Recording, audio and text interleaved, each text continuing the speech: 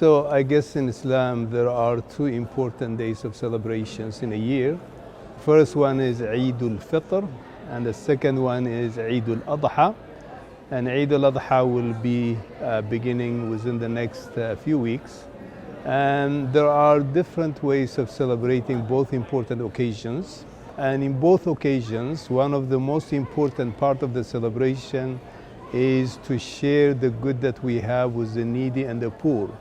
So in the case of the first Eid, which is Eid al-Fitr, we give that in a form of in-kind or cash charity. In the case of Eid al-Adha, we do that by sharing meat with the poor and the needy. As you might know, in many parts of the world, meat is something that's not available for an average person.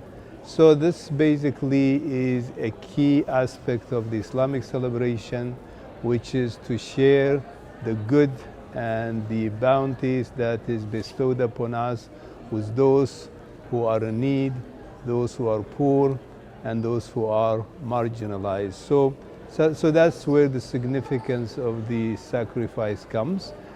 So I guess the concept of halal simply means permissible, okay? So there are certain animals that are permissible for us to consume, and also the animals that we can consume, they must be slaughtered in a certain way. And I'll mention a few of them. First of all, it has to be done humanely. Humanely meaning that no animal should be slaughtered in front of another animal. When the knife is sharpened, it shouldn't be done in front of the animal. So the idea is it has to be done in the most humane way. And probably the most humane would be slaughtering by a sharp knife in the neck. So that's how it is typically done. And also doing the slaughtering in the name of God, so saying Bismillah and saying Allahu Akbar. Those are the key requirements. And of course there are other, we cannot eat a dead animal. So an animal must be properly slaughtered. And also other guidelines is not to skin the animal while it's still alive.